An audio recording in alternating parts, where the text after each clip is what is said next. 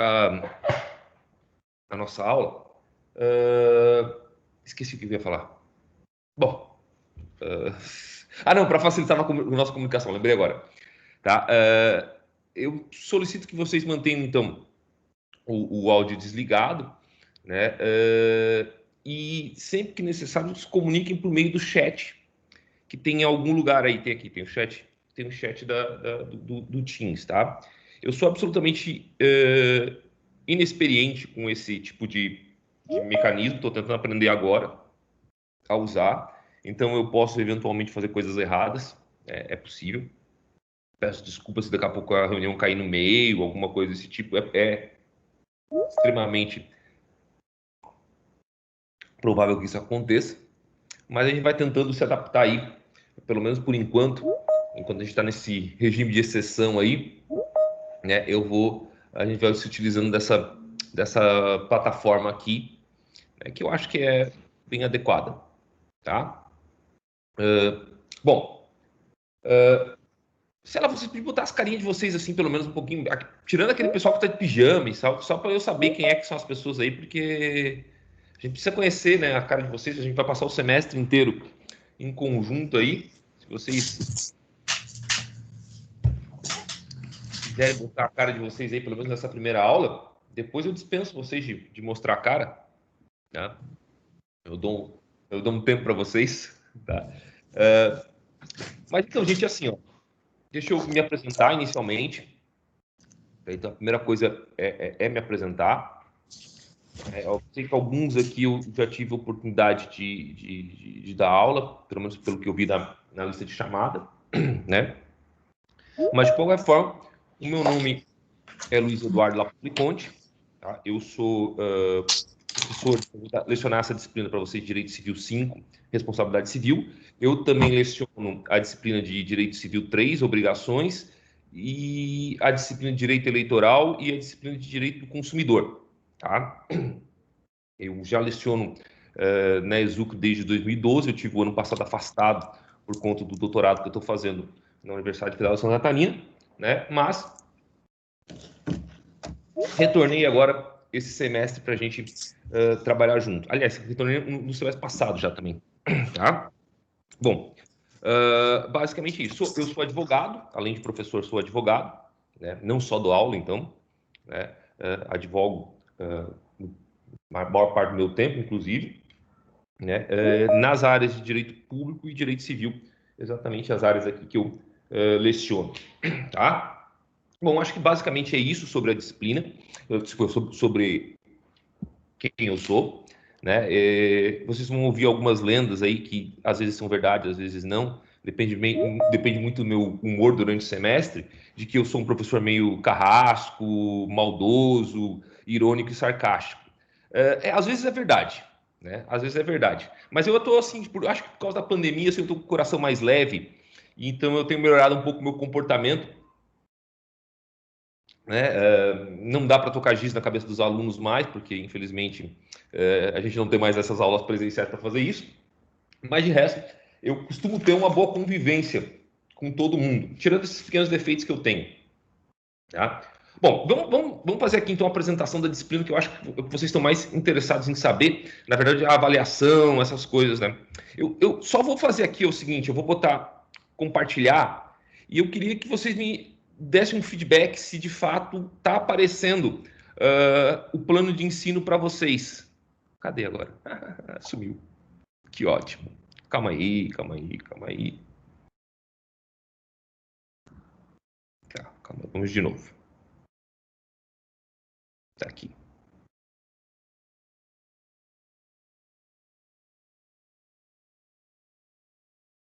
Aparece para vocês? Vocês veem um plano de ensino? Faço assim. Então tá bom. Então já é um início. Vivendo e aprendendo. Bom, então basicamente aqui está o plano de ensino da disciplina. Vocês estão bem familiarizados já, estão na quinta fase. Então, vou passar aqui por missão do curso, que não nos interessa nesse momento. Da mesma forma, objetivo. Bom, aí vem a ementa. A ementa é importante, só para a gente localizar. A parte que a gente está estudando aqui, que vai ser objeto do nosso estudo, é o título 9 do livro 1º da parte especial do Código Civil. Tá? Então, ela é uma continuação da disciplina de direito das obrigações. O direito das obrigações, tá, dentro do regime civil adotado no Brasil, ele abrange a teoria geral das obrigações, as obrigações gerais que fazem parte do título 1º, do livro 1º, e ele vai até a responsabilidade civil. Então, aquela parte que vocês viram, por exemplo, em Direito Civil 4, que é contratos, né, teoria geral dos contratos, contratos em espécie, nada mais é do que uma continuação de Direito Civil 3, né? E vai encontrar, de alguma forma, um reflexo aqui na nossa disciplina de Direito Civil 5.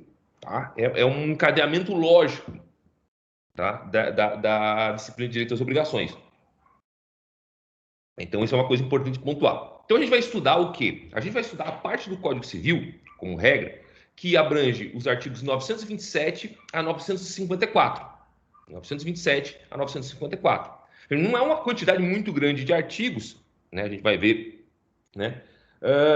No entanto, como vocês talvez, quem tem mais contato com a área do direito pode perceber, né? É uma área muito rica, porque se a gente for pensar, grande parte da produção jurisprudencial do Brasil, a grande, vamos dizer, o que mobiliza em grande parte o Poder Judiciário brasileiro, né, tirando aquelas ações de massa de INSS, contra o Estado, etc., é a responsabilidade civil. Né? Então, é o pedido de dano moral, é o pedido de ressarcimento do dano material. Né? Geralmente é assim que trabalha, é ali que trabalha o advogado. Então, a gente vai ter para cada um desses artigos uma grande quantidade de jurisprudência, de discussões sobre qual é o conteúdo dos termos colocados ali na legislação. Tá? Então, a nossa ideia é estudar a teoria geral da responsabilidade civil, trazer para vocês o que é a responsabilidade civil, quais são os elementos, os pressupostos dessa responsabilidade civil, né? E, a partir daí, aos poucos, sair dessa parte mais teórica e entrar na parte prática. Vocês vão ver que já aqui, de cara, a gente vai trazer muita coisa prática. Tá? Vamos trazer muita coisa prática para a gente discutir. Tá? Eu vou tentar, dentro do possível, trazer jurisprudência, trazer alguns artigos científicos para a gente discutir coisas que efetivamente vão fazer diferença, né, para o conhecimento de vocês. Responsabilidade civil tem essa vantagem. Mesmo que vocês decidam não seguir com a advocacia ou com o direito em si, vocês vão ver que a responsabilidade civil ela vai ter uma grande dimensão, muita importância para a vida prática de vocês, para a vida normal, cotidiana. Né? Porque trata de coisas comezinhas como tipo dano moral, responsabilidade na relação de consumo, esse tipo de situação. Tá? Então a ideia básica é abranger o estudo de todas as partes, começar numa teoria geral e aos poucos, né, analisar então cada um dos casos específicos que trata o Código Civil. Por exemplo, qual é a responsabilidade do transportador, né, qual é a responsabilidade do dono de um animal, né? Qual a responsabilidade de um condomínio, tudo isso está abrangido dentro da parte de responsabilidade civil, tá? Bom, a aula vai ser esse tipo de aula aqui, gente, uma aula expositiva, né? Eu vou tentar manter as minhas aulas mais ou menos num período de 2 horas, no máximo 2 horas, não sei se tem problema para vocês, né? Eu acho que mais que 2 horas fica muito exaustivo a gente continuar a aula, né? Mas vamos ver, vamos analisar como é que vai no decorrer do semestre. A ideia é manter nessas 2 horas. Eu não sou muito bom em controlar tempo, né? Mas eu vou tentar fazer dentro desse formato de 2 horas. As aulas vão ficar gravadas, só que eu não sei onde é que eu vou disponibilizar elas ainda, tá? Isso depende ainda de alguma logística, mas assim que eu fizer a primeira postagem, eu já envio para vocês o link com a aula gravada lá, boto lá na sala virtual, tá? Um importante mecanismo que a gente vai usar, estou aqui em metodologia ainda, tá? É a sala virtual. Eu sei que muita gente reclama da sala virtual e diz que tem algumas dificuldades de acesso, né? É o meio que a instituição nos deu para que a gente faça essa comunicação. Então, os links das reuniões, das aulas, então, o link onde vai estar disponibilizadas as gravações, os textos de jurisprudência e artigos científicos que eu colocar, disponibilizar, vão ser colocados na sala virtual do Unimestre. Tá? Então, isso é um ponto importante. Um outro ponto que eu acho que é fundamental, dado o fato de que nós estamos aqui numa aula remota, né, estabelecer um critério, uma forma de comunicação mais rápida. E a forma mais rápida que a gente tem de comunicação é o WhatsApp, né? Então, eu sou péssimo para fazer isso, não me peçam para fazer, não vai ser eu que vou fazer, tá? Eu vou simplesmente colocar meu nome, meu telefone ali no chat, tá? E eu peço que algum de vocês aí organize um grupo de WhatsApp, tá? E aí pode sim disponibilizar o link, cria o link, bota o link do grupo aqui na conversa aqui,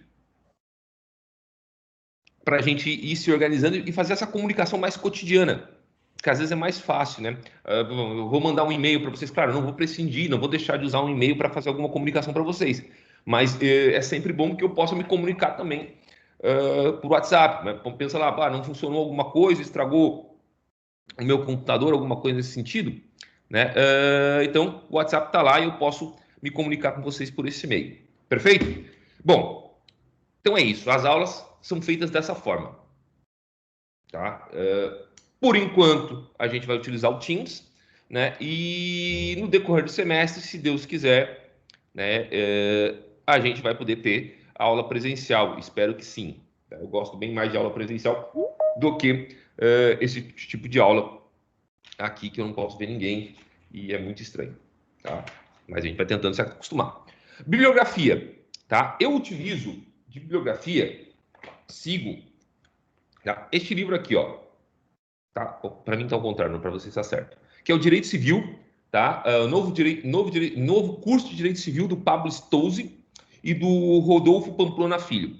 Não é o melhor livro de Direito Civil que vocês vão encontrar, mas ele é um livro mais acessível, no sentido de ser mais tranquilo de vocês entenderem, de ter uma compreensão. Né? Tem outros livros do Tartucci, tem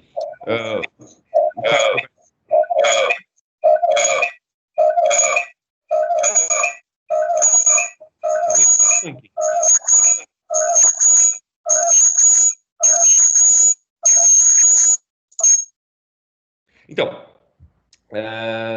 eu sugiro a leitura desse livro, né? Mas qualquer outro livro de responsabilidade civil vai tratar dos assuntos que a gente vai tratar aqui em sala de aula, né? De igual forma, com a melhor competência, tá? Qualquer coisa, se vocês tiverem qualquer dúvida sobre um livro, entrem em contato comigo perguntando, professor, posso ler esse livro, aquele e tal, tá? E é isso, sobre leitura. Eu vou sempre que possível encaminhar para vocês alguns textos complementares às aulas, tá? Eu tenho horror de fazer PowerPoint. Vocês vão ver que até tem um PowerPoint bem mal feito, bem cagado aqui, que eu preparei para essa primeira aula, né? Mas eu tenho horror de fazer PowerPoint, perco um tempo desgraçado para fazer, não consigo fazer direito, tá?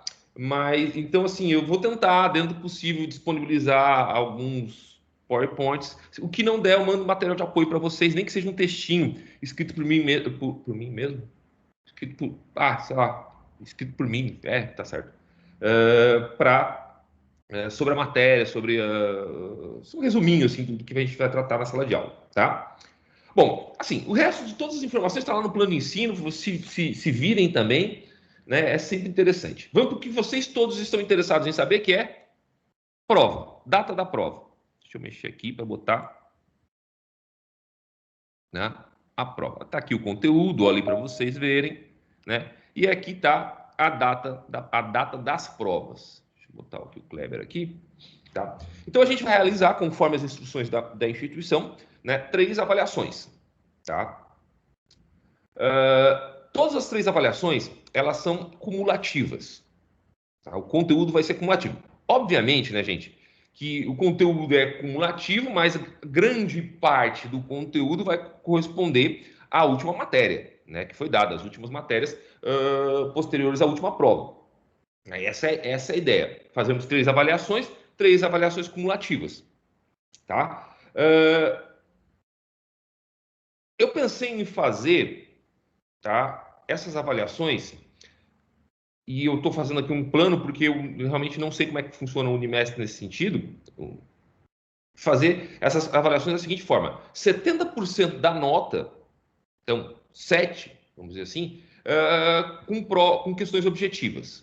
Tá? E os outros 30% da nota, então, em questões dissertativas. Tá? Então, para fazer um equilíbrio, sem pesar muito também a mão com vocês. Então, colocar lá, sim, questões dissertativas, que são importantes, a gente precisa treinar raciocínio jurídico, raciocínio lógico, né? E isso a gente só aprende escrevendo de fato, exercitando a capacidade de pensar o direito, né? Mas, ao mesmo tempo, também permitir a vocês o acesso a questões objetivas que também é uma grande parte de vocês talvez almejem um concurso público, né? E é importante que vocês também tenham um treino nas questões objetivas. Então, eu pensei em ponderar dessa forma: 30% de questões dissertativas, 70% da nota composta por questões objetivas. Né? Essa é a ideia.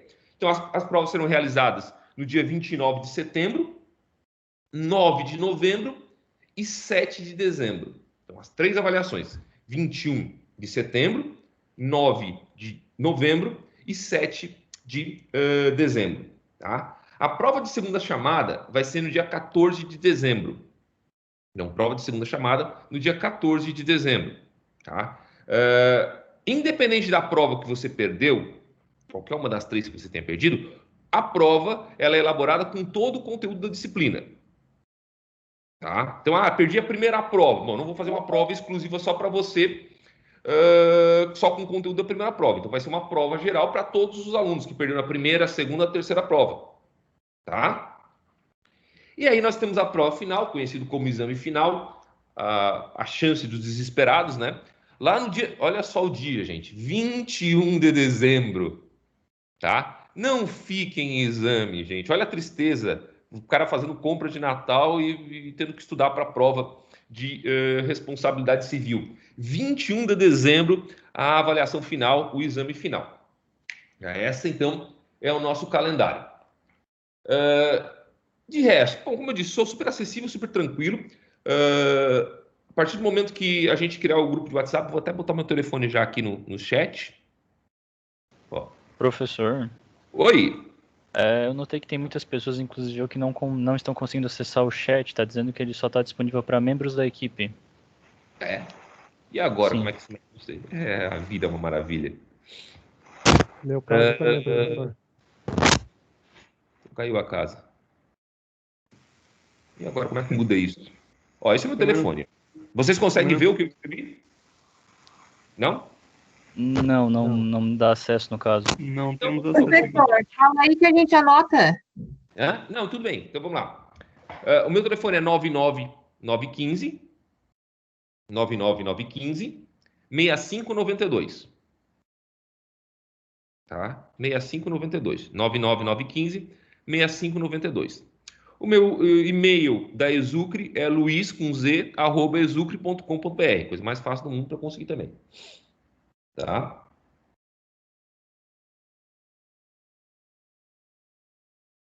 Professor, Oi. por meio da Exucre, o senhor responde ali ou a gente trata tudo pelo telefone, ali pelo WhatsApp? Eu assim, ó, eu vou ser sincero para vocês. Eu prefiro que seja feita pelo WhatsApp. Tá. Não, Tá? para saber, né? Eu prefiro. Eu costumo responder o WhatsApp. Às vezes eu levo bastante tempo a responder, mas eu respondo, tá? Eu sou daquelas pessoas que tem, tipo, 200 e não sei quantas mensagens esperando para ser respondida, mas um dia eu vou responder todas. Tá, olha só, deixa eu te perguntar outra coisa. A questão do grupo, vai ter algum grupo de WhatsApp ali? Então, coloquei meu telefone à disposição para alguém criar o grupo. Tá. Tá bom. Aí a gente dá um jeito daí. Quem criar, se quiser, pode me enviar o link do grupo, que eu boto lá na sala de aula virtual, ou entrego, ou mando por recado do mestre também. Tá. Porque para todo mundo pegar o número de todo mundo, na verdade, né? Eu não sei. Mas tá bom. eu acho que é isso, então. Não sei se vocês tiverem mais dúvidas aí, tá? Eu tenho algumas coisas que eu gosto de pontuar já no primeiro dia de aula para não deixar errada. Eu, assim, ó, agora é gravado, talvez eu tenha um pouco mais cuidado, mas geralmente eu falo meio palavrão demais, assim, sabe?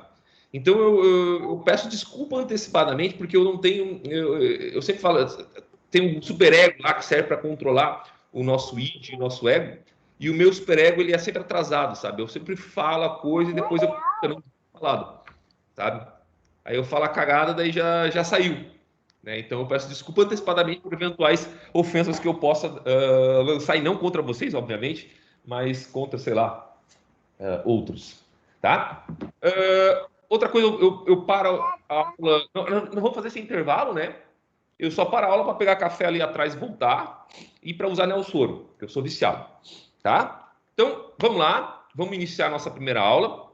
Eu quero avisar para vocês que eu esqueci meu carregador do computador em casa, e então se tipo, tem 73% de bateria, tá bom, acho que até dá, né? Mas se eventualmente a aula acabar de repente, sim, já saibam que é que acabou a bateria do computador, tá? Mas vamos lá, vamos nós compartilhar de novo. Ó. Esse é o meu PowerPoint cagadinho, tá?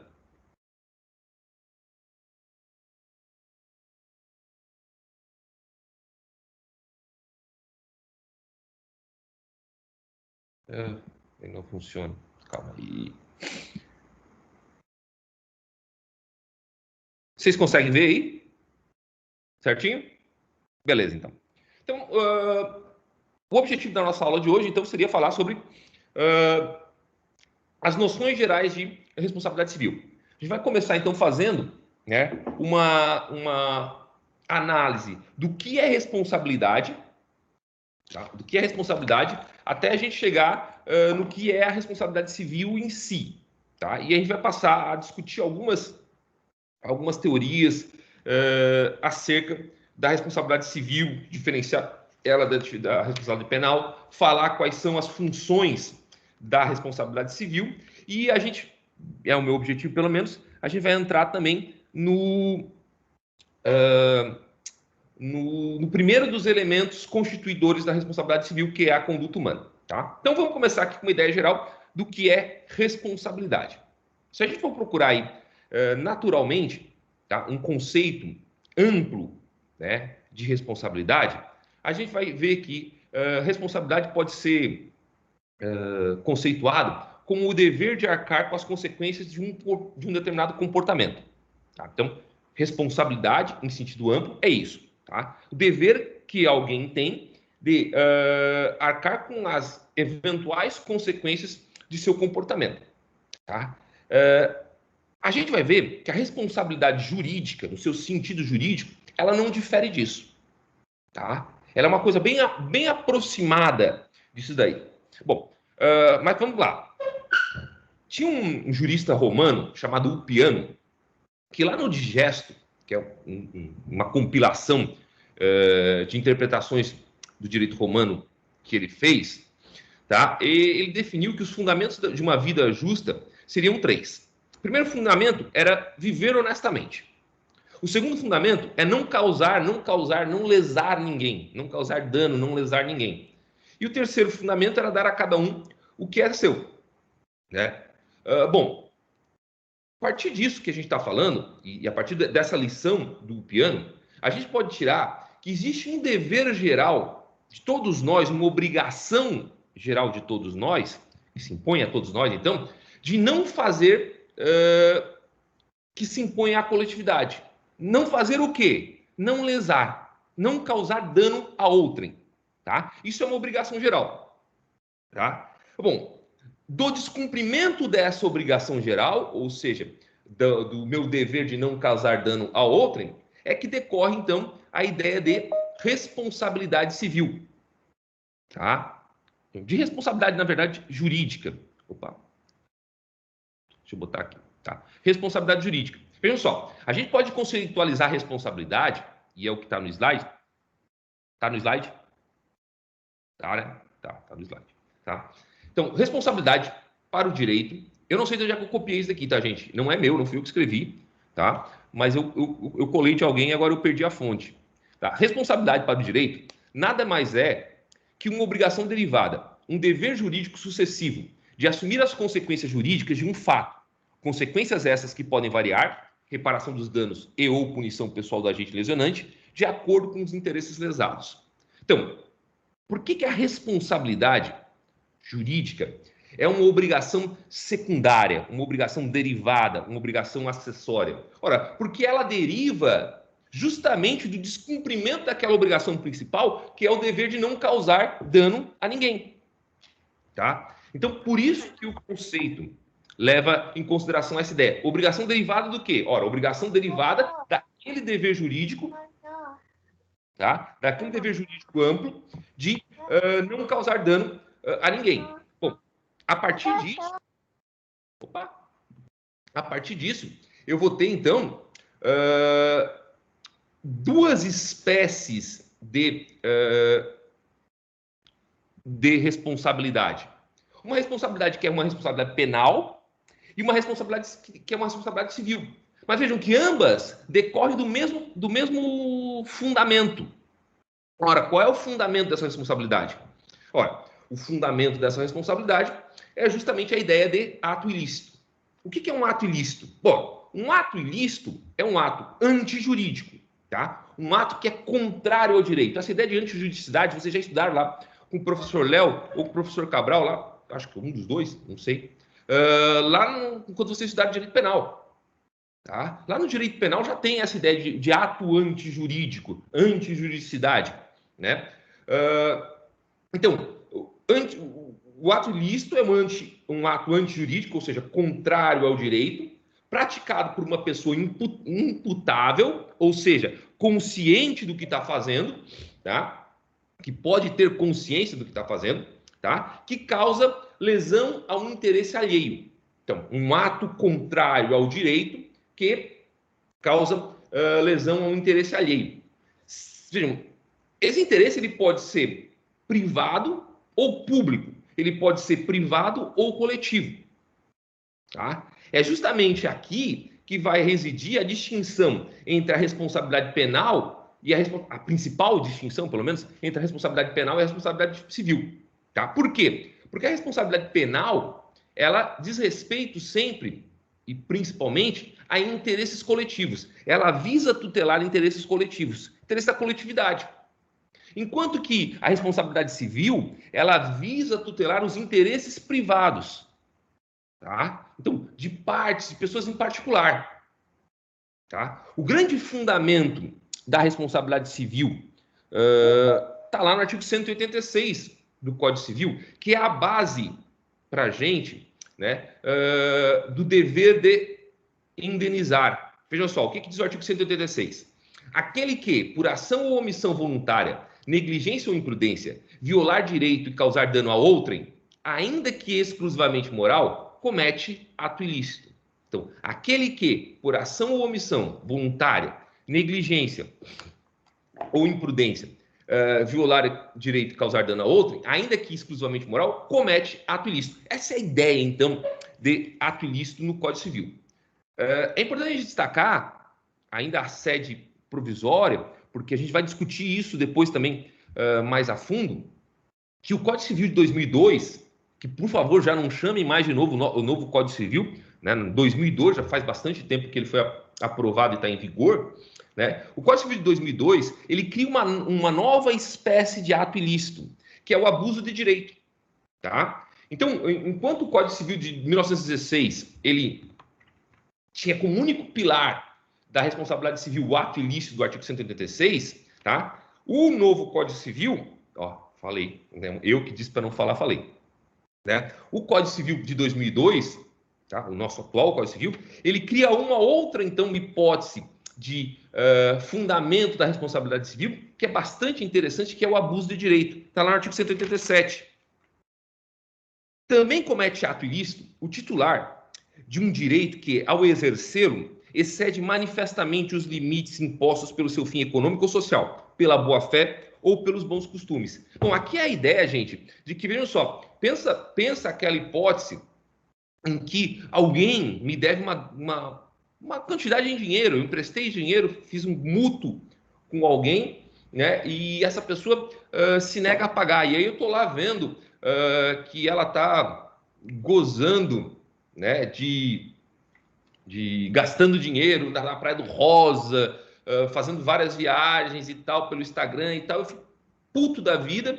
E aí eu vou lá e pego no Instagram, no story do Instagram, faço uma postagem no Facebook, metendo o pau nessa pessoa, chamando de picareta e tal. Veja, eu tenho direito de cobrar dessa pessoa. A lei me assiste, na medida que eu sou o credor dessa pessoa, eu tenho direito de cobrar o crédito, o débito dela.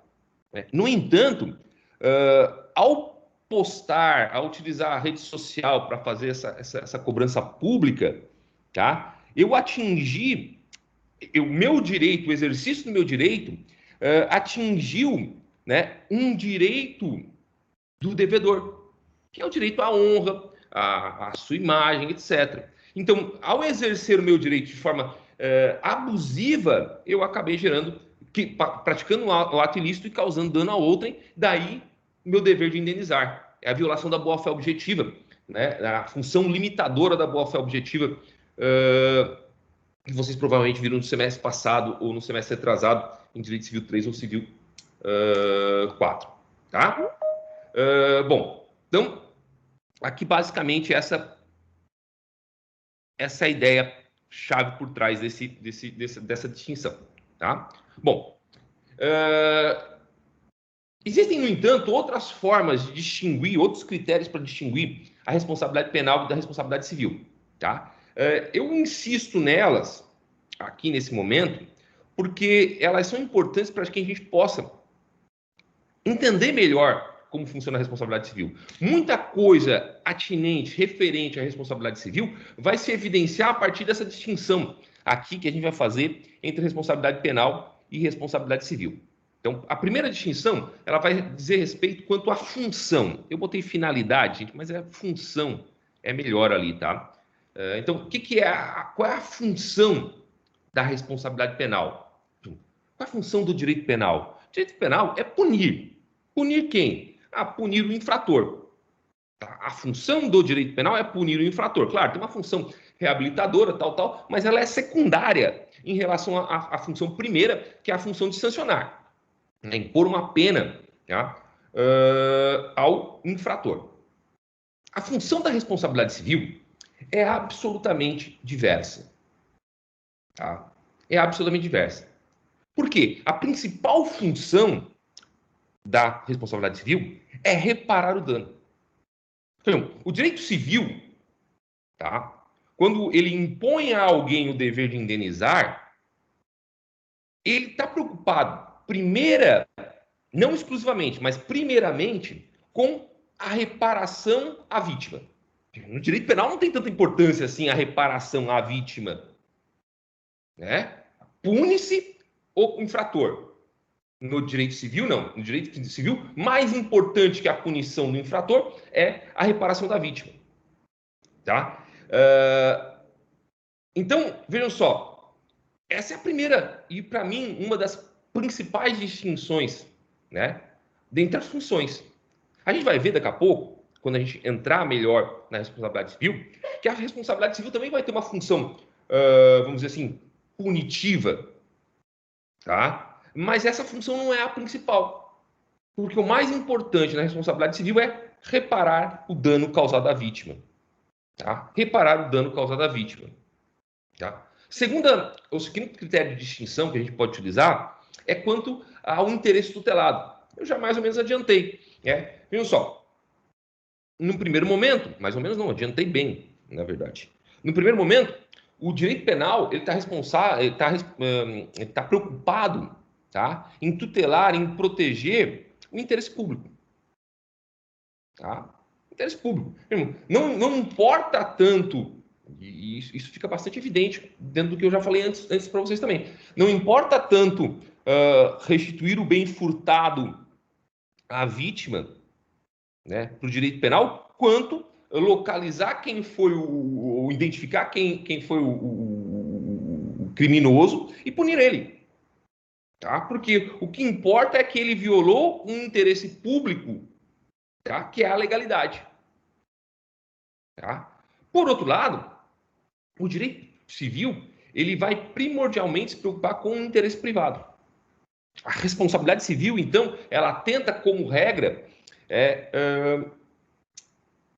tutelar, proteger o interesse de partes específicas. Tá? Mas isso é só parcialmente verdade. Por quê? Porque nos últimos anos, em questão do final do século XX para cá, ganhou muita importância uma figura chamada dano moral coletivo. A gente vai trabalhar ele também, provavelmente na próxima aula.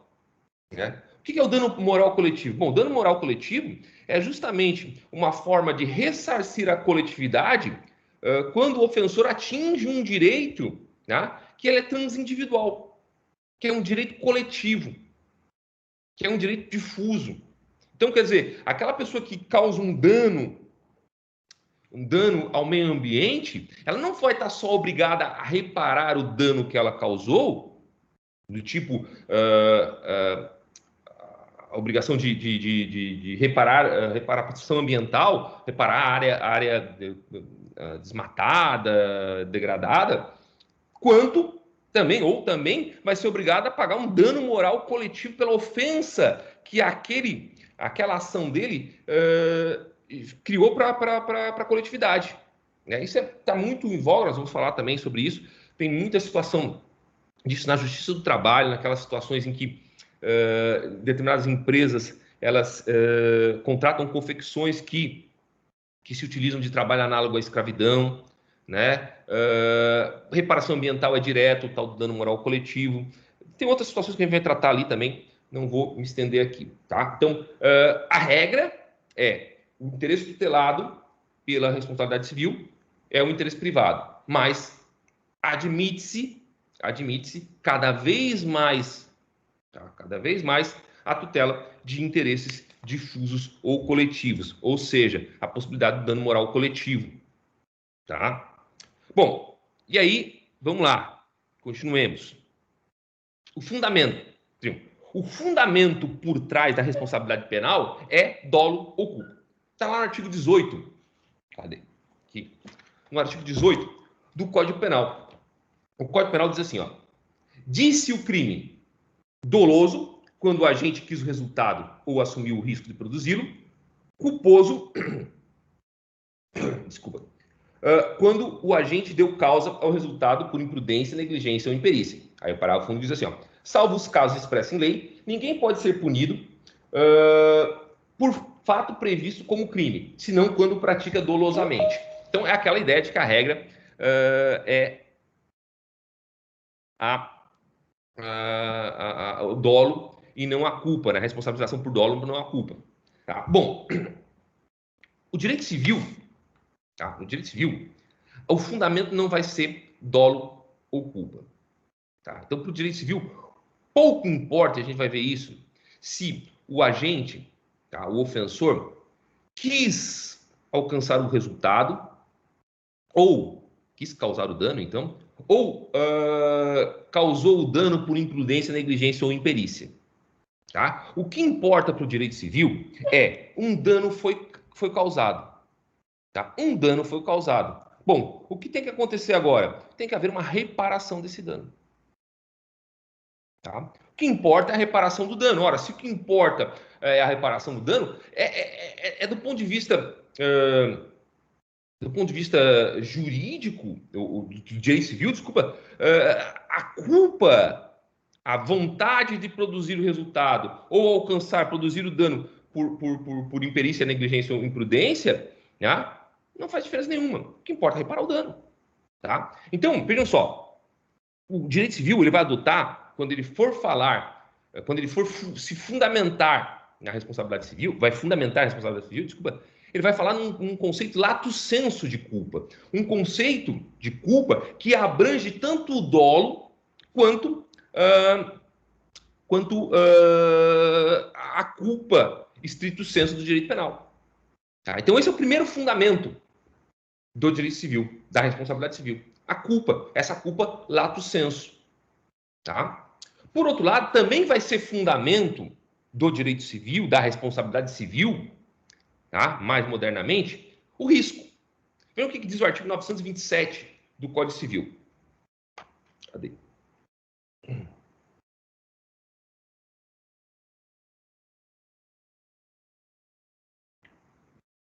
927 diz assim, ó, o caput dele diz o seguinte: aquele que, por ato ilícito, 186, 187, causar dano a outrem, fica obrigado a repará-lo. Então, aquele que, por ato ilícito, causar dano a outrem, fica obrigado a repará-lo. E aí, o parágrafo 1 diz assim, ó, haverá a obrigação de reparar o dano, independentemente de culpa, nos casos especificados em lei, ou quando a atividade normalmente desenvolvida pelo autor do dano implicar, por sua natureza, risco para os direitos de outrem. Então, vejam só, aqui a gente está diante do quê? A gente está diante daquela situação de responsabilidade civil objetiva. A responsabilidade civil objetiva é aquela que basta que haja uma conduta, um dano e um nexo de causalidade entre essa conduta e o dano. Essa conduta do ofensor, ela não precisa ser culposa. Basta que ela resulte do próprio risco da atividade que ele desempenha. Como diz o artigo 927. É o caput do artigo 927. Tá? E aí eu vou estar diante do que a gente chama de responsabilidade objetiva. Vamos falar daqui a pouco. Mas é o caso, por exemplo, da responsabilidade civil do Estado, né, que está lá no artigo 37, parágrafo 6º da Constituição Federal. Tá? Bom, depois a gente vai ter a situação, tá, da caracterização. Aqui é um outro ponto importante de distinção. Tá? O que caracteriza, tá, a responsabilidade penal? A responsabilidade penal, tá, ela se caracteriza pela tipicidade. Como assim, professor? Olha, para que alguém possa ser responsabilizado, para que uma conduta possa responder, a pessoa, né, que exerceu uma conduta, possa responder penalmente, criminalmente, tá? Essa conduta precisa estar enquadrada em um determinado tipo legal, ou seja, tem que estar previsto em lei. Lá, gente, vamos lá de novo. Artigo 1º do Código Civil, do Código Penal, né? Não há crime sem lei anterior que o defina. Ó, não há crime sem lei anterior que o defina. Tá? Tá lá também no artigo 5º, inciso 39 da Constituição Federal, que fala basicamente a mesma coisa. Tá? E é interessante porque, no caso do direito penal, pode-se, inclusive, ter situações em que uma conduta sofre sanção penal, mesmo que o agente não tenha causado um dano a nenhum bem jurídico. É aqueles crimes que a gente chama de crime de perigo abstrato. Tráfico de droga, embriaguez ao volante, porte de arma. Nossa, nessas 3 exemplos aqui, nós estamos diante de um crime, tá? Em que o agente vai responder criminalmente, de uma conduta que o agente vai responder criminalmente, sem que, no entanto, necessariamente tenha havido um dano. Pensa lá, eu estou dirigindo embriagado. Tá? Não bati no carro de ninguém, não, mas fui parado numa blitz policial. Tá? Bom, o que vai acontecer? Eu vou responder criminalmente por essa conduta. Não causei dano para ninguém. Agora, no direito civil, por outro lado, a gente vai ter uma situação em que o que vai caracterizar a responsabilidade civil é o dano. Porque assim, gente, eu posso não observar um dever jurídico a mim imposto. Tá? Mas se da não observância desse dever jurídico não resultar nenhum tipo de prejuízo, nenhum tipo de dano, eu não sou obrigado a indenizar. Tá? Então vamos pegar aqui uma conduta, a mesma conduta, dirigir embriagado ao volante. Tá? Ora, se eu não bater no carro de ninguém, se eu não depredar patrimônio de ninguém com a minha conduta ali, eu não vou ser responsabilizado civilmente. Não posso ser responsabilizado civilmente por isso. Por quê? Porque não causei dano. Não causei dano. Então não basta, isso é importante, tá? Não basta, para que se caracterize o dever de indenizar, a responsabilidade civil, tá? Não basta que haja um ato ilícito, no sentido de antijurídico, um ato antijurídico, desculpa, tá? Não, é necessário que esse ato antijurídico esteja ligado a uma lesão efetiva, real, tá? Ao patrimônio ou a um direito extrapatrimonial de outrem. Tá? Então, esse é um outro ponto importante. Tá? E aí, justamente pelo fato dessa caracterização ser diferente, que a gente vai ter também uma independência entre a esfera da responsabilidade civil e a esfera da responsabilidade penal. Diz lá o artigo 935 do Código Civil. Aqui, 935. A responsabilidade civil é independente da criminal. A responsabilidade civil é independente da criminal, não se podendo questionar mais sobre a existência do fato ou sobre quem seja o seu autor, quando essas questões se acharem decididas no juízo criminal. Beleza, o que está dizendo aqui? Ó, o dever de indenizar é uma coisa, tá? A responsabilidade no campo do direito penal é outra. No entanto, se lá no direito penal, lá na esfera do direito penal, ficou caracterizado, tá? A existência do fato e a autoria, a existência e a autoria do fato, né, por parte de uma pessoa, essa pessoa, ela necessariamente, não tem como rediscutir isso na esfera civil, se a pessoa é responsável ou não. Só que são esferas distintas, tá? São esferas absolutamente distintas. Uma não decorre da outra. Ainda que a gente vai ver que tem uma série de hipóteses em que a sentença penal, ela vai gerar, né, o dever de indenizar. Né? Vocês sabem, ou melhor, não sabem ainda, porque eu acho que não estudaram ainda o processo de execução, né? Mas a sentença penal condenatória é um título executivo. É um título executivo. Alguém pode levar a um cumprimento de sentença, exigir o pagamento de uma quantia em dinheiro que seja baseado numa sentença penal condenatória. Por quê? Porque pega um crime tipo dano, crime de dano. Eu fui lá e destruí o patrimônio de alguém. Ora, eu causei um dano para essa pessoa. Vou ser responsabilizado na esfera penal e, ao mesmo tempo, a pessoa, a vítima desse dano, ela pode me demandar judicialmente na esfera civil pedindo a reparação desse dano. São coisas distintas. Né? Agora, aqui, se eu fui condenado na esfera criminal e na esfera criminal foi reconhecido que houve o dano e que eu fui o autor do dano, eu não posso agora na esfera civil dizer não aconteceu isso. Tá? E aí, geralmente, o que acontece é que, principalmente nesse tipo de ação, o juiz ele já determina, o juiz da esfera, ele pode, na verdade, né, o juiz da esfera penal, ele já pode obrigar, né, que eu faça, na sentença dele, que eu faça a reparação do dano, reparação pecuniária do dano. E aí, obviamente, a vítima vai poder fazer o cumprimento de sentença na esfera civil. Né? Então, isso é importante, tá? O que mais? Bom, da responsabilidade penal pode decorrer responsabilidade civil, né? O famoso caso do artigo 948, que é a indenização em decorrência de homicídio, né? Então, tá lá, o artigo 948 garante o direito de indenização à família, né, de uma vítima de homicídio, tá? E aí a gente passa para a responsabilidade, desculpa, para o 1, 2, 3, 4, 5, quinto critério de distinção entre responsabilidade penal e responsabilidade civil, que é a responsabilidade em si, sobre quem recai a responsabilidade. Isso é outro dado importante, é outra informação interessante também para a gente já entender. Tá? A responsabilidade penal, ela necessariamente recai sobre a pessoa do infrator.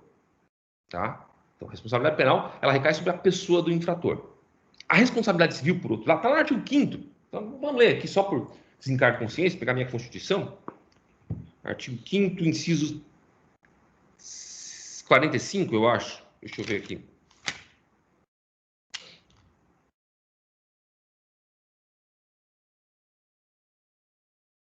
Aqui, 45 aqui. Cadê?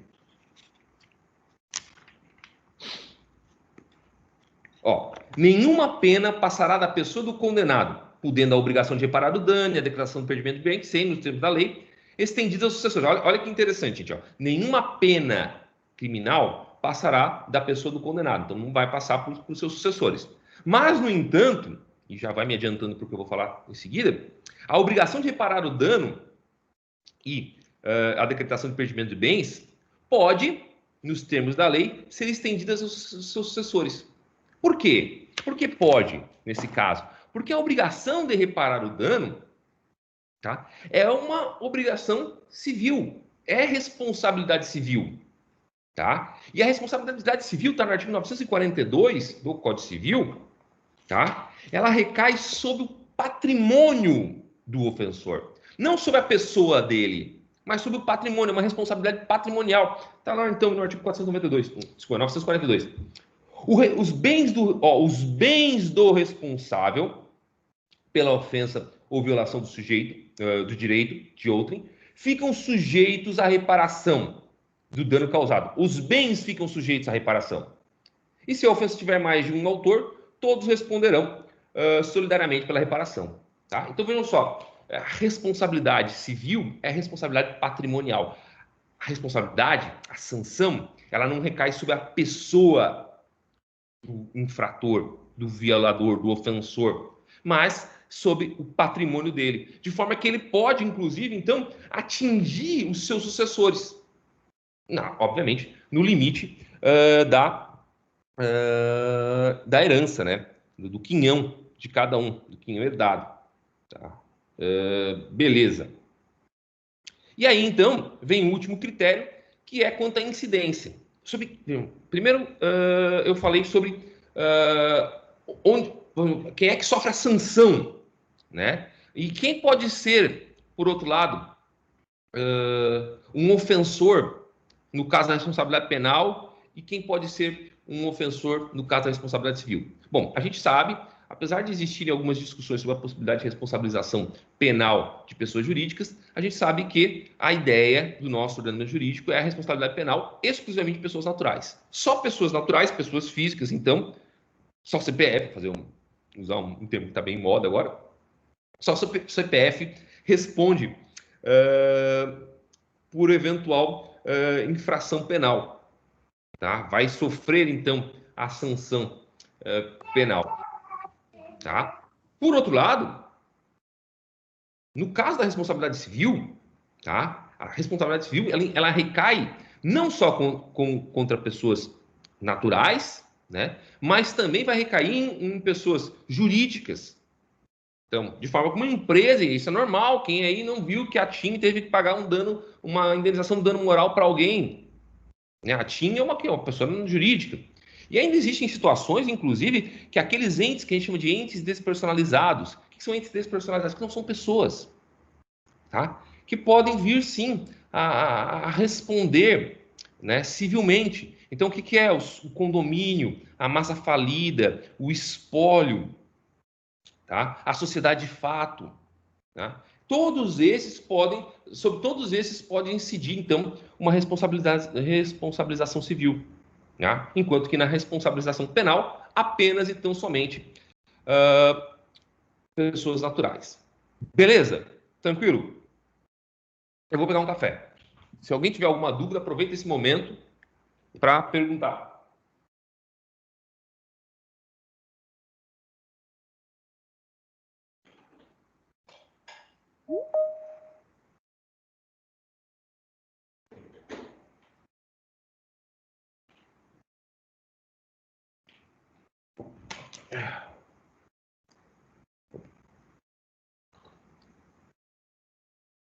Tudo certo até aqui, gente?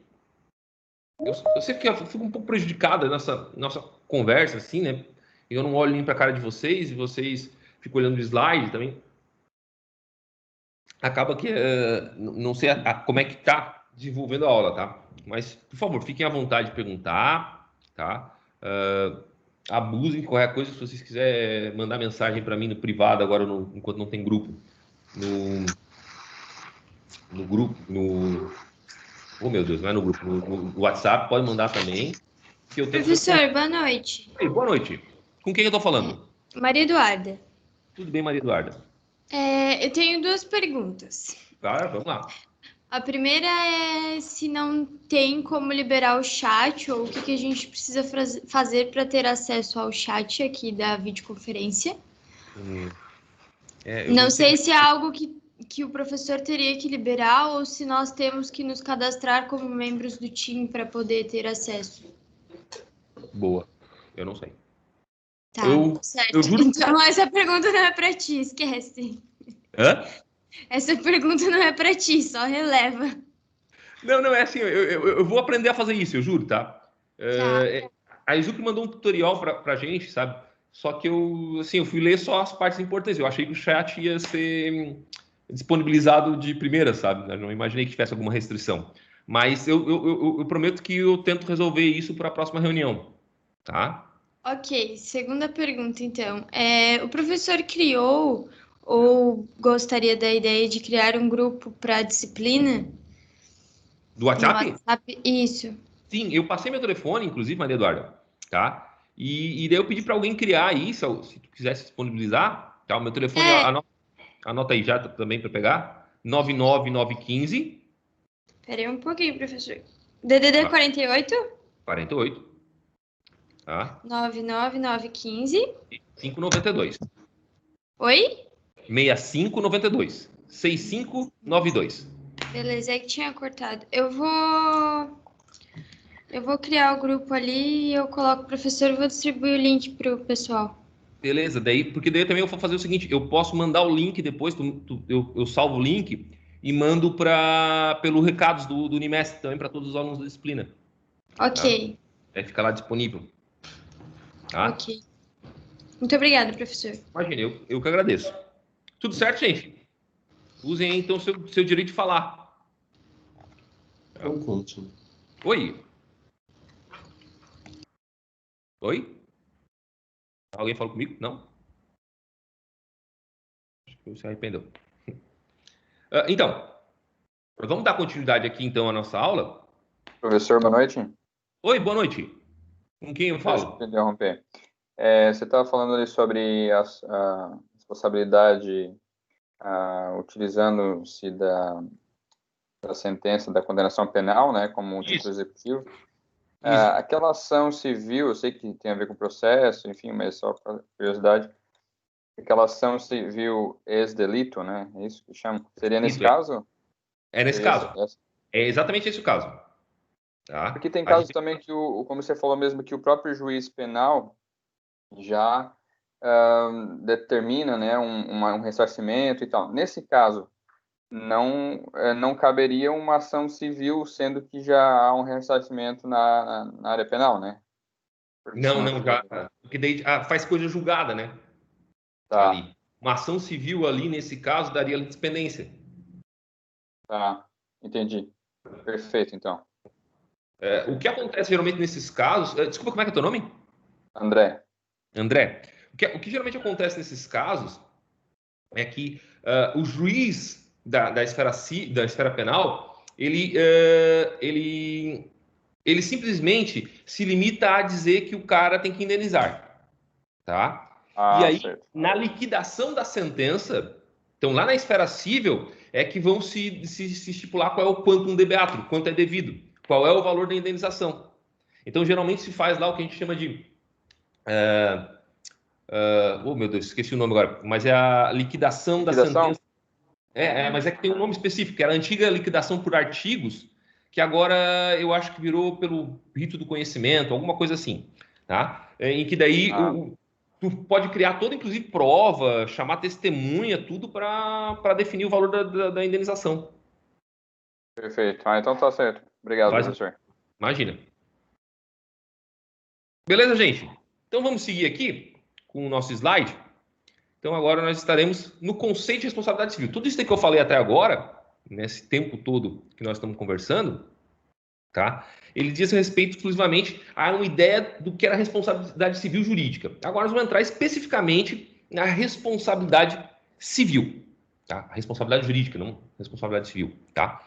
E agora, responsabilidade civil. O que é responsabilidade civil? Conceitozinho bem simples. Entende-se por responsabilidade civil a obrigação de reparar o prejuízo resultante de um fato do qual se é autor direto ou indireto. Entende-se por responsabilidade civil a obrigação de reparar o prejuízo resultante de um fato do qual se é o autor direto ou indireto. Então, responsabilidade civil é o quê? É o dever de reparação. Nada mais é do que o artigo 927 do Código Civil, caput, que eu volto a repetir, aquele que por ato ilícito causar dano a outro e fica obrigado a repará-lo. Tá? Essa é a ideia, tá, da responsabilidade civil. A responsabilidade civil no direito brasileiro, aqui, tá, ela se divide em duas espécies. A gente vai ver que tem outras subespécies aqui, mas vamos dizer assim, tem dois grandes troncos da responsabilidade civil. A responsabilidade civil contratual, que é essa responsabilidade civil que vocês estudaram lá no direito das obrigações, quando vocês estudaram juros, perdas e danos, arras, que é sinais, né? Cláusula penal, mora, inadimplemento absoluto, que é aquela parte que está entre os artigos 389 a 420 do Código Civil, que é a responsabilidade civil, é o dever de reparar o dano que decorre do inadimplemento de uma obrigação prevista no contrato, do não cumprimento, do não pagamento de uma obrigação que foi pactuada, né, num contrato, tá? E por outro lado, a gente tem a responsabilidade civil extracontratual.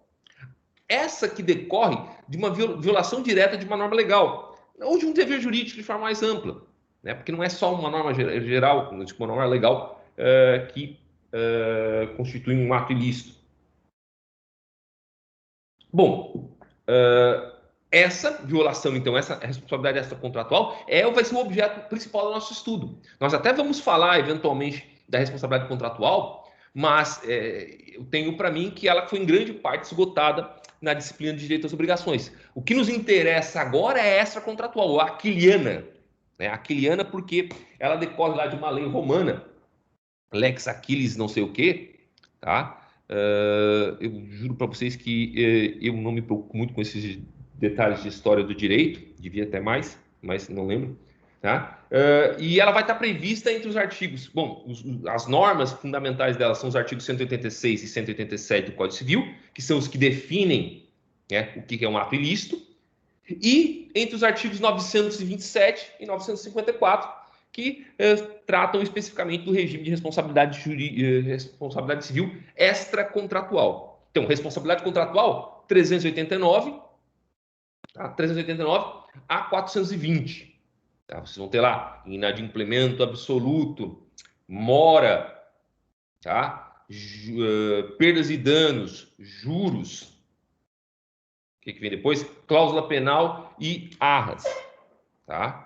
E aqui na responsabilidade civil extracontratual, aí a gente vai ver aqui, bom, o que é ato ilícito, responsabilidade por ato terceiro, responsabilidade por fato da coisa ou do animal, responsabilidade do transportador, tudo isso que a gente vai analisar aqui, que está basicamente nesses dispositivos.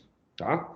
Bom, tem um ponto importante aqui, que geralmente não se calha de falar, os professores de responsabilidade civil não falam, que é uma distinção importante também entre a responsabilidade civil contratual e a extracontratual, que diz respeito à prescrição. Tá? Vejam, o dever de indenizar decorrente, tá, de uma violação de um dever jurídico geral a todos imposto, tá, prescreve em 3 anos. Então, a responsabilidade civil extracontratual, o prazo para a indenização, tá, prescreve em 3 anos. É aquele prazo geral previsto no artigo... específico previsto no artigo 206, parágrafo 3º, inciso 5 do Código Civil. Tá? Então, enquanto eu tenho um prazo de 3 anos para exigir a reparação civil, a reparação dos danos. Tá? Se eu não exercer esse meu direito nesses 3 anos, há uma prescrição. Tá? Importa destacar aqui, estou falando de responsabilidade civil extracontratual ainda, que está lá no artigo 200 do Código Civil, essa prescrição não corre enquanto não sobrevier a sentença penal condenatória, definitiva, transitada julgado. Tá? Então, claro, naqueles casos em que a responsabilidade civil depende de apuração da responsabilidade penal, por exemplo, no caso de homicídio, né? Esse prazo de 3 anos, ele não vai contar da data da lesão em si, né? Mas na data em que houver a definição em definitivo, né? Da existência e da autoria do fato. Tá? Artigo 200.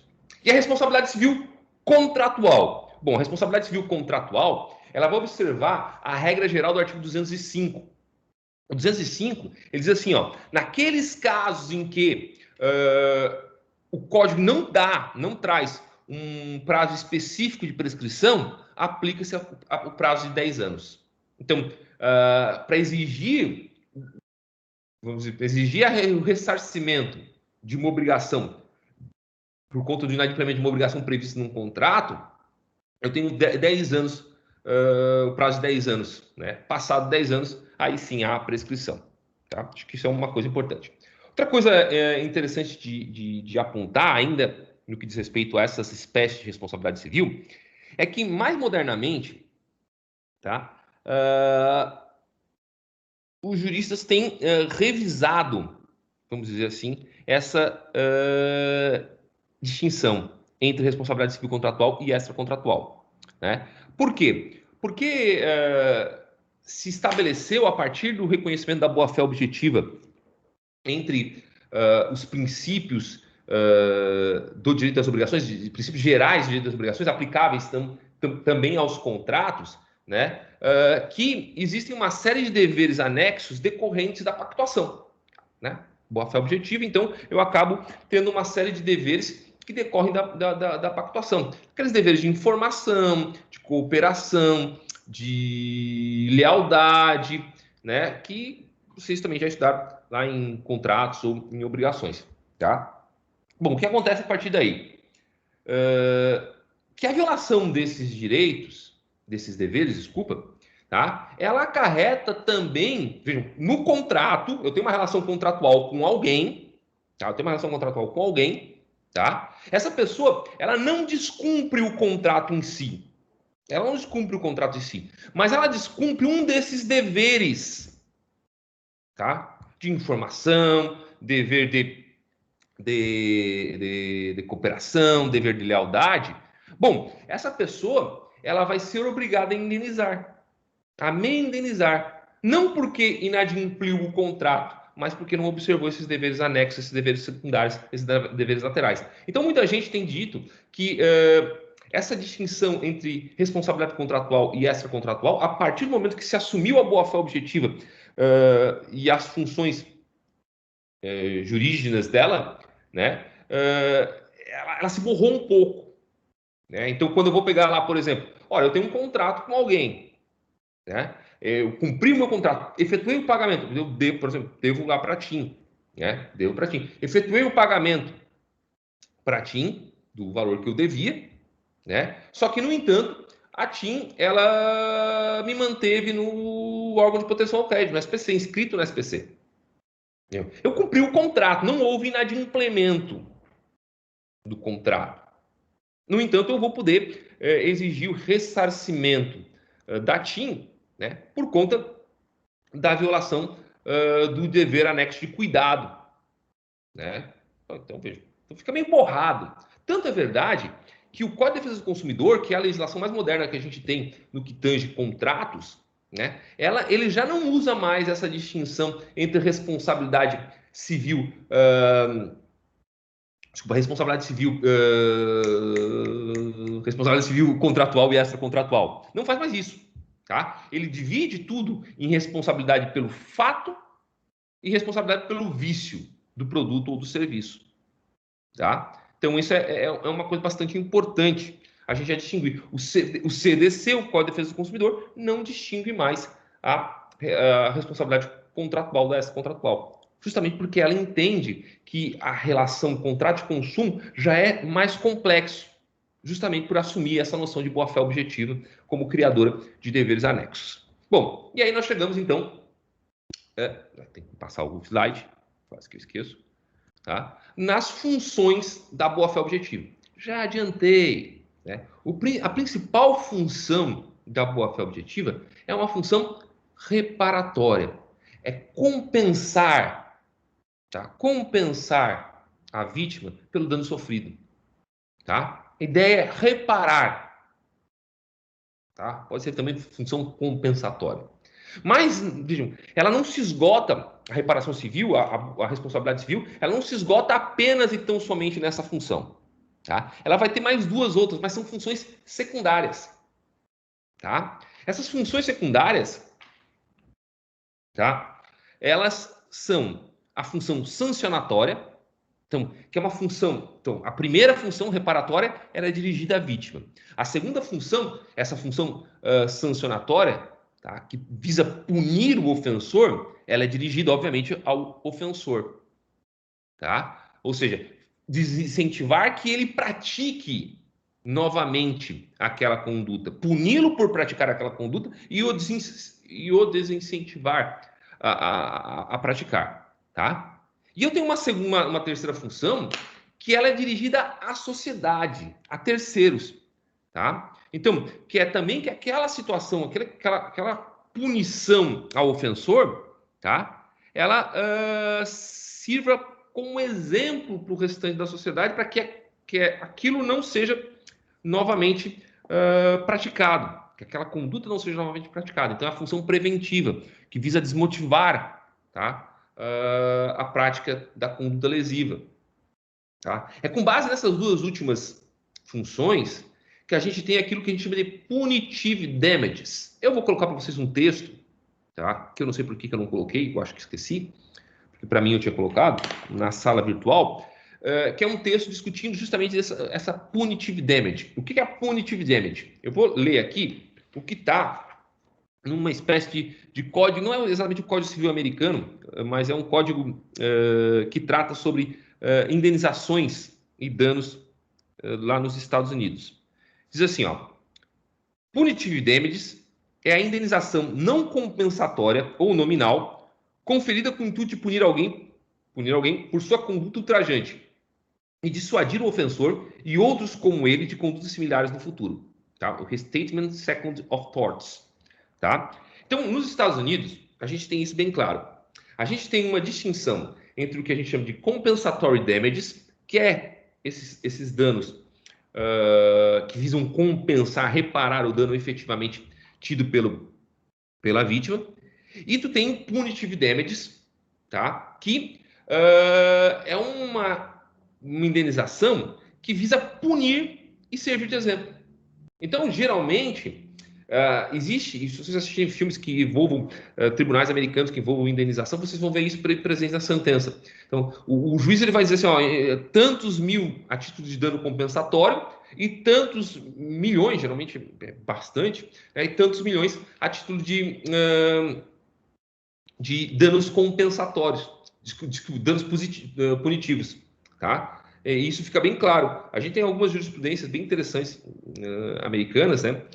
Por exemplo, tem o caso Lee Beck versus McDonald's, né? Em que uma senhora, essa Stella Lee Beck, ela derramou, né, sobre ela, no drive-thru do McDonald's, café quente. E acabou tendo uma série de queimaduras, assim, e tal. Né? Mas imagina, não deve ter sido uma queimadura muito grave, né? Mas o júri que julgou o caso, ele aplicou um punitive damage, danos punitivos, em 2,7 milhões de dólares. 2,7 milhões de dólares, tá? Só a título de dano punitivo. E ele justificou isso com base numa pesquisa que foi feita que tipo, tinha mais de 700 reclamações no McDonald's pela temperatura elevada do café e tal, né? Um outro caso interessante também eu acho que é Gore, BMW versus Gore, que o cara comprou, Gore, no caso, ele comprou uma BMW, e próprio, né?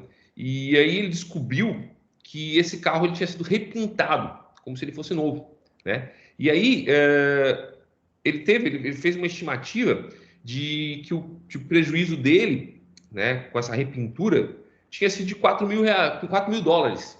Então, o carro tinha custado 40 mil dólares, deu 4 mil dólares para repintar ele, não sei lá, não, eu acho que diminuição do valor efetivo, né, por conta de ter sido repintado, né? E o que aconteceu? O tribunal, tá?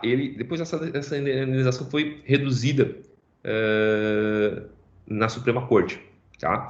Mas o tribunal ele condenou a BMW a pagar os $4.000 a título de dano compensatório, que foi a perda de valor que o carro teve, né? Pelo fato de ter sido repintado, né? E $4 milhões como danos positivos, né? Então, tem essa situação. Os tribunais brasileiros, e é importante a gente destacar isso, os tribunais brasileiros, como regra, eles não são muito afeitos. Nossa, tá uma bagunça minha mesa aqui. Eles não são muito afeitos a essa ideia de condenar, tá? De visar, de condenar também com uma função punitiva, né? A gente tem várias decisões, especificamente no direito brasileiro, no STJ especialmente, né? Os tribunais eles variam um pouco, mas que reduzem várias indenizações justamente pelo fato de que se entende que a punição e o exemplo não são, vamos dizer assim, as funções primordiais da responsabilidade civil, de modo que, então, não se justifica, né, que se estabeleça em favor da vítima uma indenização muito superior ao dano que ele efetivamente teve. Tá? Daí porque, então, se afasta essas indenizações, reduz essas indenizações quando são dadas, né, obviamente, justamente sob a alegação de que não se pode, a sentença, o Poder Judiciário não pode gerar enriquecimento ilícito. Tá? E isso decorre também da Constituição Federal, que diz lá que, artigo 5º, inciso 5, eu acho. Vamos pegar aqui, rapidamente. É utilizado, professor, Oi?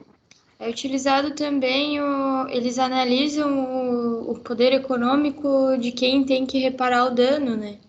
Então, isso a gente depois a gente vai até discutir isso, porque existe uma produção jurisprudencial, né, e isso é bem interessante, tu tocou isso, Maria Eduarda, que ela estabelece o seguinte, que justamente para não criar enriquecimento ilícito, sem causa, imagina lá, o cara é desembargador, ele sofreu um dano moral, tá?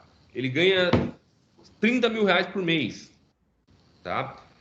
Olha, uma indenização de R$1.000 não vai alterar em nada o patrimônio dele, né? Então eu posso lá botar uma indenização de R$10 mil dividida em 12 meses, também não vai criar enriquecimento sem causa para ele. Agora, se tu ganha R$1.000 e eventualmente tu ganha uma indenização de R$10 mil, né? Tá havendo tu tá se enriquecendo sem justa causa. Eu não concordo muito com com esse entendimento, tá? Eu acho que a indenização ela tem que ser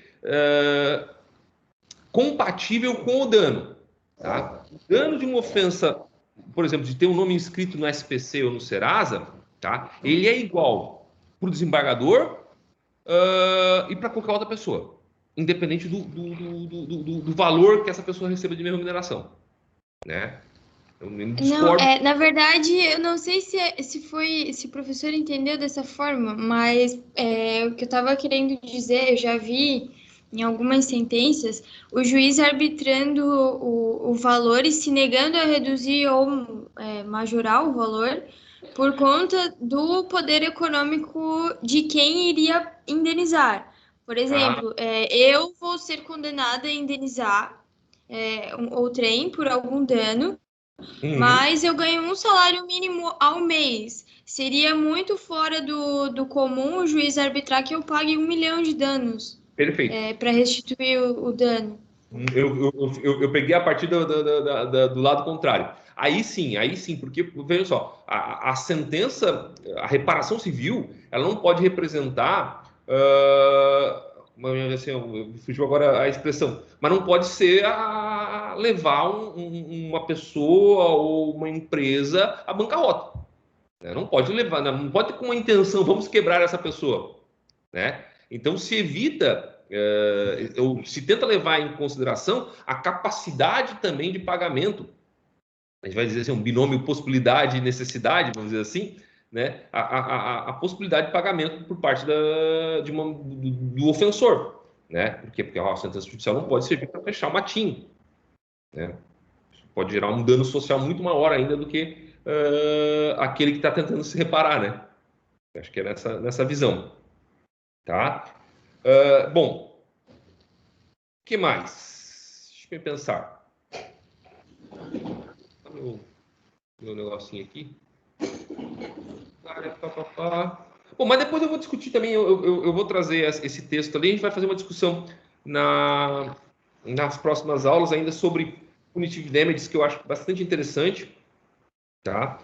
As posições do STJ, para a gente ver aí como é que está o entendimento, tá? O Tribunal de Santa Catarina era um tribunal que usava muita expressão. Se a gente colocar punitive damages lá na jurisprudência, eu não sei agora, mas aparecia bastante, recorria-se muito a essa colocação. E interessante que, mas no Brasil a gente não consegue separar isso, né? Então, porque o artigo 5º ele diz assim, bem claro. E aí é a base porque se veda a ideia de punitive damages aqui, ó. O artigo 5º, inciso 5, diz assim, ó, é assegurado o direito de resposta proporcional ao agravo, além de indenização por dano material, moral ou à imagem, tá? Mas ali, ó, proporcional ao agravo. Então, quer dizer, tem que ser sempre proporcional ao dano causado, tá? Então, se estende ali o direito de resposta à indenização. Bom, por fim, a gente chega aqui nos elementos da responsabilidade civil, tá? A responsabilidade civil, ela é formada por basicamente 3 elementos. Para que haja dever de indenizar, para que alguém possa ser responsável civilmente, tá, a reparar um dano, é fundamental que haja conduta, dano e um nexo de causalidade, uma relação entre essa conduta e o dano. Esse dano ele tem que ser resultado de uma determinada conduta humana, tá? Vejam só, alguns de vocês podem dizer, professor, mas e a culpa? A culpa não é elemento da responsabilidade civil? Eu também já falei ali anteriormente que não, tá? Por que não? Tá? A culpa é um fundamento da responsabilidade civil, junto com o risco é um fundamento. Não é um elemento por quê? Porque existem hipóteses em que vai haver responsabilidade civil com culpa, e a gente vai chamar essa responsabilidade civil de responsabilidade civil subjetiva, ou seja, que para que haja dever de indenizar o agente, tá, o violador, o ofensor, tem que ter agido com culpa, com imprudência, negligência, imperícia ou com vontade de produzir o resultado do dano, tá? Então, e por outro lado, eu vou ter aquelas situações, tá, em que a responsabilidade civil não vai ter por fundamento a culpa, mas vai ter fundamento o risco, o tipo de atividade que é desempenhado pelo ofensor, tá? E aí, então, não é necessário comprovação da culpa, tá? É o caso, já falei, da responsabilidade civil do Estado. É o caso do Código de Defesa do Consumidor. Os artigos 12 e 14 do Código de Defesa do Consumidor, eles dizem lá expressamente, vou ler aqui, cadê? Um vademecum aqui. Pegar o CDC. Estatuto, CLT, CDC. Achei. Olha o que diz o artigo 12 do CDC. O fabricante, o produtor, o construtor nacional ou estrangeiro e o importador respondem, independentemente de culpa, da existência de culpa, pela reparação dos danos causados aos consumidores por efeitos decorrentes do projeto, fabricação, construção, montagem, fórmula, manipulação, apresentação ou acondicionamento de seus produtos, bem como por informações de insuficiência ou inadequadas sobre a sua utilização e riscos. Independentemente da existência de culpa. O artigo 14 vai dizer assim, o fornecedor de serviço responde, independentemente da existência de culpa, pela reparação dos danos causados aos consumidores por defeitos relativos à prestação dos serviços, bem como informações de insuficiência ou inadequadas sobre sua fruição e riscos. Então, vejam só, o que o Código de Defesa do Consumidor está dizendo que existem hipóteses em que alguém vai responder objetivamente pelo dano causado ao outrem. Então, mesmo que essa pessoa ela não tenha agido, tá, com dolo ou com culpa no sentido penal, com vontade de produzir o resultado ou produzir o resultado por negligência, imperícia ou imprudência, tá? Ainda assim vai haver dever de reparar. Tá? Ainda assim vai haver dever de reparar. Tá? A mesma coisa, responsabilidade civil do Estado, artigo 37, parágrafo 6º da Constituição Federal. Né? Se um agente estatal causa dano a outrem, tá? O Estado é obrigado a reparar esse dano causado pelo agente estatal, independentemente de culpa. Ou seja, basta que da conduta estatal, da conduta do agente estatal, tenha havido um dano contra uma pessoa. Tá? E aí já nasce o dever de indenizar. Tá? Aliás, isso já está no artigo 927, que a gente falou, no parágrafo único, diz que responde independentemente de culpa, tá? Objetivamente, quando o ofensor, dependendo da atividade, né, desempenhada pelo ofensor, se for uma atividade de risco, né, ele vai responder objetivamente. Mas a gente vai ter, sim, a nossa oportunidade de conversar sobre essa distinção. Ó, já temos um grupo. Ó, que legal. Eu vou dar um oi aqui para vocês. Tá? Então, culpa não faz parte. Vai ter gente, vai ter doutrinador, vai ter jurista, que vai dizer que isso que eu estou falando é absurdo. Tá? No entanto, é uma dessas posições divergentes. Vocês vão ver que a responsabilidade civil ela é cheia de posições divergentes, de discussão entre autores aí, né? Mas eu posso falar com vocês que a moderna doutrina ela entende que sim, a culpa é um fundamento, mas a culpa não é um elemento da responsabilidade civil, tá? Falaremos uma aula sobre responsabilidade civil e responsabilidade objetiva e subjetiva. Calma aí que... Tá, depois eu passo ali o link do grupo para o pessoal. Quem não está no grupo ainda, quiser passar o link, quiser me contactar no privado aqui, eu vou mandando o link ali para vocês ingressar no grupo. Tá? Perfeito? Então, assim, ó. Deixa eu ver. Que horas são? 1h44, tá bem falado, né, gente? Eu vou dar uma pausa, então, para vocês, dar uma descansada, e aí vamos abrir esse segundo bloco agora, então, no final desse segundo bloco, para perguntas. E daí a gente encerra a aula. O que vocês acham? Tá? Pode ser? Quando vocês decidirem, vou lá pegar mais café. Por mim, tranquilo, professor. Então, daí a gente deixa a próxima aula.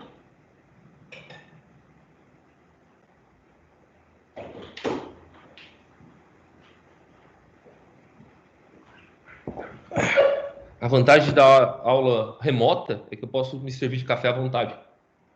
Professor, é o que eu mais gosto agora. Antes eu estava brava com as aulas virtuais, mas agora eu fico feliz porque eu vou ali, tomo um chá, café. Senão é aquele trabalho todo, tem que descer lá para a cantina e tal. É desesperador descer. Então, gente, eu acho que é isso, né? Então, na próxima semana, a gente vai continuar na mesma sistemática. Então, mais ou menos isso, uma aula de aproximadamente 1h30, 2 horas, tá? Eu vou adiantar o material para vocês, tá? E a gente vai conversando, então. Eu vou depois passar o link do grupo que o pessoal pediu, tá?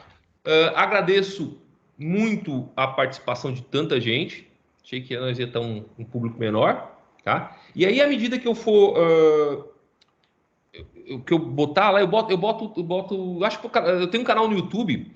Eu acho que vou colocar esse vídeo lá no canal do YouTube, tá? Aí vocês acessem depois, se preferirem. Tá certo, gente? Então, boa noite. Então. Verificar se recebeu meu oi ali, professor, porque Oi? não deu 2 vistos. Só verificar se o senhor recebeu meu oi ali, porque não deu 2 vistos, deu só 1 para mim. A internet hoje não tá muito boa. Quem? Eu sou a Daniela. Tu mandou um oi aqui para mim? Eu não recebi. Não, ninguém mandou oi para mim. Mas daqui a pouco chega aqui. 9915-6592? Isso, 9915-6592.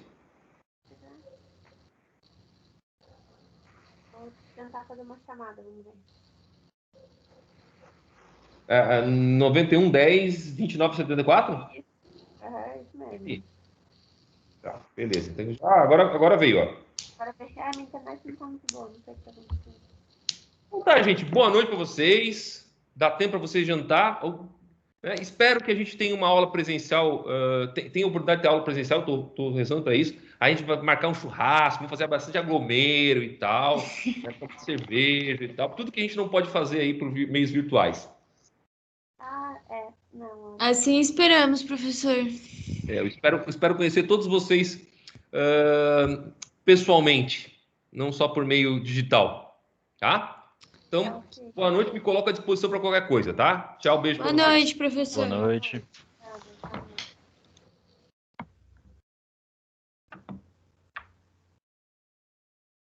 Boa noite. Boa noite.